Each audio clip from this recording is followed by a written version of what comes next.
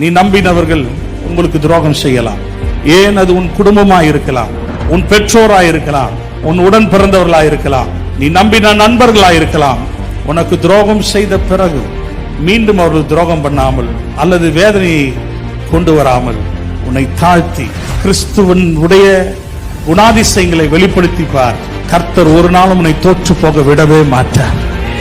You will never ever ever fail in life.